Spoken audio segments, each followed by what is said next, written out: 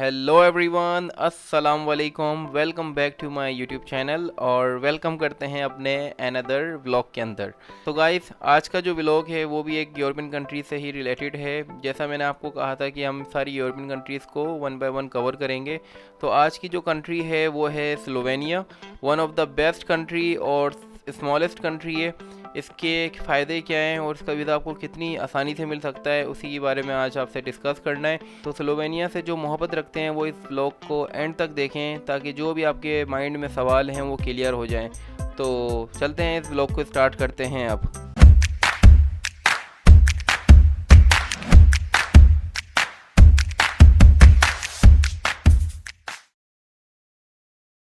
So guys, आज हमारा discussion का जो टॉपिक है वो है स्लोवेनिया, जिसके ऊपर पूरा एक व्लॉग बन रहा है। Slovenia one of the best country है और इसको बेस्ट क्यों कहा जा रहा है, क्योंकि ये एक बहुत छोटी सी कंट्री है और इसकी जो पॉपुलेशन है वो है 2 मिलियन और इसमें 1 लाख मुस्लिम्स हैं जो वहाँ रहते हैं। स्लोवेनिया का जो कैपिटल है वो है लुबियाना और लुबियाना बहुत बेहतरीन और सबसे अच्छा इनका कैपिटल है, जहाँ पर सबसे ज़्यादा ग्रीनरी आपको मिलेगी। यूरोपियन कंट्रीज़ में हर जगह ग्रीनरी है, लेकिन जितनी ग्रीनरी आपको लुबियाना जो कैपिटल है किसका, स्लोवेनिया का, जहाँ जितनी आपको यहाँ मिलेगी उतनी आपको मेरे ख्याल से पूरे यूरोपियन कंट्रीज़ में जो भी कंट्रीज़ आ रही हैं, जैसे इटली है, फ्रांस है, जर्मनी है, कहीं आपको इतनी नहीं मिलेगी। 1991 में स्लोवेनिया को आज़ादी मिली थी और उसके कुछ साल के बाद ये यूरोपियन यूनियन और नेटो का हिस्सा बन गया था क्या, अभी भी है। तो ये स्लोवेनिया की कुछ हिस्ट्री है जो मैं आपसे शेयर कर रहा हूँ, क्योंकि यार मैं हमेशा आपको एक बात समझाता भी हूँ और ये आपको इसके ऊपर अमल भी करना चाहिए कि आप जहाँ भी जाना चाहते हैं उस कंट्री के आपके पास मालूमात लाजमी होनी चाहिए। कोई भी कंट्री हो, आपको व्लॉग से हेल्प मिल रही है ये बहुत अच्छी बात है, लेकिन आपको खुद भी इसके ऊपर काम करना है और अपनी प्लानिंग खुद करनी है। जहाँ भी आप जाना चाहते हैं उसकी पूरी मालूमात आपके पास हो। अब इसके 3 वीज़ा आते हैं, जो अब अहम बात है वो करना लाजमी है कि स्लोवेनिया जाने के 3 रास्ते हैं और बहुत आसान रास्ते हैं और इसके जो चांसेस हैं वीज़ा लगने के वो बहुत अच्छे हैं, वो बहुत बेहतर हैं। पास्ट के अंदर भी लोगों को काफ़ी वीज़ा मिले हैं जिन्होंने ये 3 स्टेप्स को फॉलो किए हैं। 3 कैटेगरीज हैं वीज़ा की, तो इसके ऊपर आपको अप्लाई करना मैं बताने वाला हूँ। लेकिन बताने से पहले एक बात आपको और बतानी है कि स्लोवेनिया की कोई यहाँ पर एम्बेसी पाकिस्तान में नहीं है और ना कोई यहाँ पर इनका कोई कॉन्सुलेट है। आपको अगर अप्लाई करना है या तो आप ऑनलाइन अप्लाई करें, इसके अलावा आप जो जर्मन कॉन्सुलेट बना हुआ है इस्लामाबाद में, आप वहाँ पर से भी अप्लाई कर सकते हैं, वो भी इसके ऊपर वर्किंग कर रहा है। तो अब बात करेंगे 3 कैटेगरीज ऑफ वीज़ा, मतलब इसकी कौन कौन सी कैटेगरीज आ रही हैं।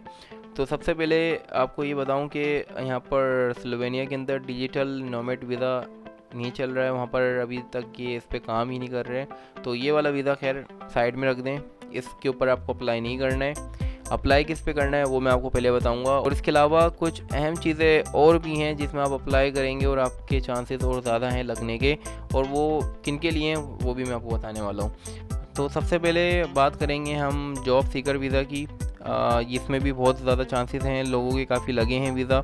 अगर आपके पास कोई टैलेंट है, जैसे आपके पास कोई ना कोई हुनर हो, जैसे आप प्लम्बर हैं, इलेक्ट्रिशियन हैं, या फिर आप मोची का काम जानते हैं, कोई भी XYZ, कोई भी आपके पास महारत है, आप अप्लाई करें। आपके साथ वही हर चीज़ लगेगी, आपका कवर लेटर वो आपको शो कराना पड़ता है उनको, क्योंकि वहाँ पर ये सारे डॉक्यूमेंट्स जा रहे होते हैं। ये आपको चीज़ें कोई बताता नहीं है, लेकिन लाजमी सी बात है अगर आपके पास इस तरह का कोई हुनर होगा तो उसमें आपको डॉक्यूमेंट्स तो लाजमी लगाने हैं कि आप करते क्या हैं।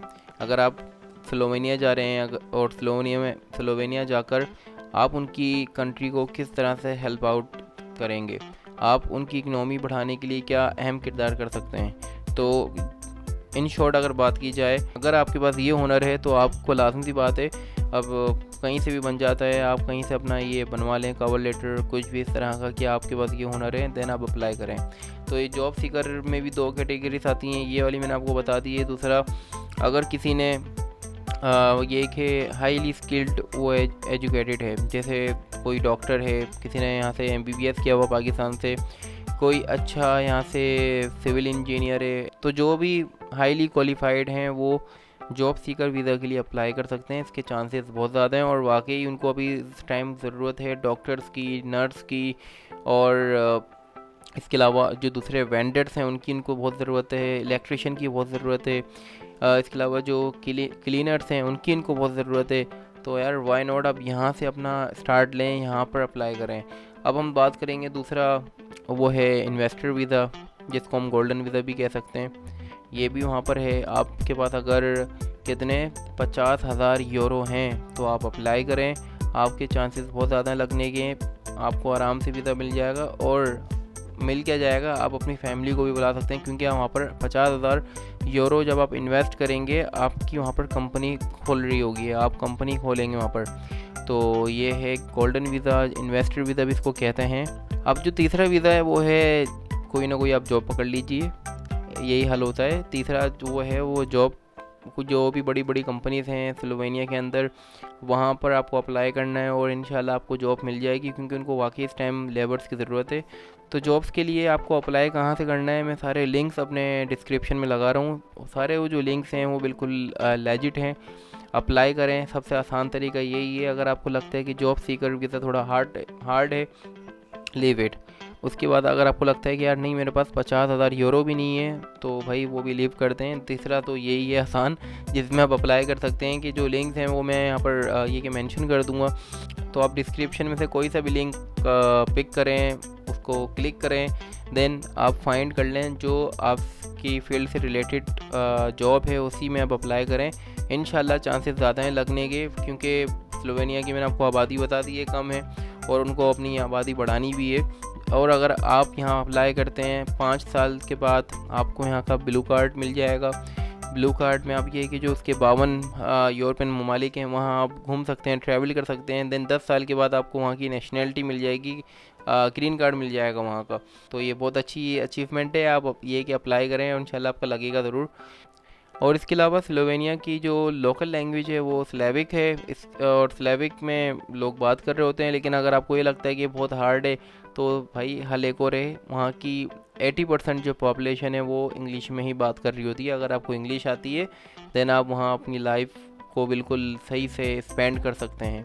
और वहाँ के जो लोग हैं यार वो बहुत पुरअमन लोग हैं, अपने काम से काम रखते हैं। कुछ भी हो रहा है मुल्क में, पूरी वर्ल्ड में, मतलब कुछ भी हो रहा हो, वो ये देखेंगे यार हम अपना बेस्ट अपनी कंट्री के लिए क्या दे सकते हैं। और आपको ये बात बताते हुए भी चलूँ कि स्लोवेनिया का जो पासपोर्ट है वो मोस्ट पावरफुल पासपोर्ट है पूरे वर्ल्ड में, जिसकी रैंकिंग मेरे ख्याल से 7th आ रही है। तो 7वें नंबर पे मोस्ट पावरफुल पासपोर्ट किसका है, स्लोवेनिया का। ये भी इनकी एक बहुत बड़ी अचीवमेंट है। और वहाँ के जो लोग हैं यार ज़्यादातर जो उनकी जो फेवरेट डिश है वो घोड़े का गोश्त है। और इसके अलावा जो वहाँ की सबसे ज़्यादा फेमस वहाँ पर जो पाए जाते हैं वो बियर पाए जाते हैं, मतलब भालू। तो भालू का भी गोश्त ये खा रहे होते हैं, बड़े शौक से खा रहे होते हैं। एक और वजह है स्लोवेनिया की जिसकी वजह से ये बहुत फेमस भी है, और वो वजह क्या है, अट्रैक्टिव चीज़ है, वो है वहाँ के कैफ़। जो वहाँ के कैफ़ बने हुए हैं वो बहुत अट्रैक्टिव है। और लास्ट जो उनका पॉइंट है वो जहाँ जिसकी वजह से और ज़्यादा फेमस है, वहाँ के बियर, भालू वहाँ पर सबसे ज़्यादा पाए जाते हैं। तो ये वजह है स्लोवेनिया की, जिसकी वजह से लोग वहाँ जाते हैं टूरिस्ट के लिए। टूरिज़म के लिए भी कंट्री बहुत अच्छी है, बहुत ज़्यादा लोग टूरिज़म के लिए भी जा रहे होते हैं वहाँ पर, बहुत ज़्यादा लोग कमाने के लिए भी जा रहे होते हैं। और यही वजह है, आप भी अप्लाई करेंगे, आपके लगने के चांसेस हैं। इस व्लॉग को यहीं स्टॉप करेंगे और अब आपसे मिलेंगे अपने नए व्लॉग में एक नई यूरोपियन कंट्री के साथ। तो अपना ख्याल रखिए और मुझे इजाज़त दीजिए। अल्लाह हाफ़िज़।